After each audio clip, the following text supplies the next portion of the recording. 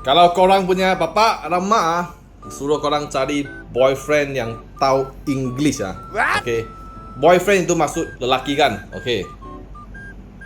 Selain yang profesional macam doktor lelaki, okay, atau yang buat semicon, mereka selalu cakap profesional punya English, okay. Sama juga lagi satu, confirm guarantee semua lelaki lagi tahu Englishnya, itu bengkel kereta.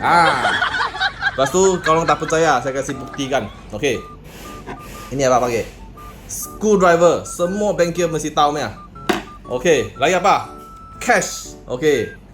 Ini yang satu perkataan. Mungkin orang cakap bengkel kereta tahu satu perkataan saya. Kita cakap nombor dua perkataannya. Okay, mari. Satu, mesti tahu punya. QR. Okay, QR tahu cash kan? QR. Lagi dua perkataannya.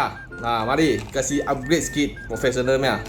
Ini panggil apa? Banyak orang pun tak tahu punya. Kita tahu saja. Ini panggil vernier caliper. Ini dua. Tak cukup lagi kan? Korang mesti cakap dua perkataan saya tak tahu. Tiga tahu tiga. Mari saya cakap tiga. Mari tengok.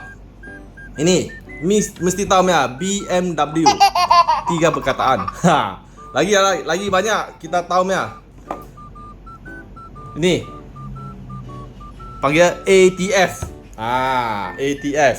Tak cukup kan? Mari.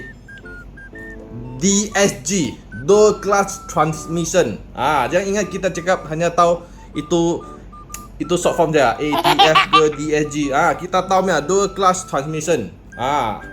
Ingat macam ni saja. Lepas tu lagi sama engine oil. Okay, fully synthetic. Empat ni perkataan kasih korang. Empat perkataan macam ni. Sama juga CVTF. Apa maksud? CVT fluid. Empat perkataan. Dengan main-main kita tahu satu, dua perkataan saya. Lepas tu saya beri garanti korang semua bengkel kereta punya lelaki tahu semua English. Confirm mereka masa kerja cakap English saja. Lepas tu korang cakap betul tak betul, komen sini. Love and share.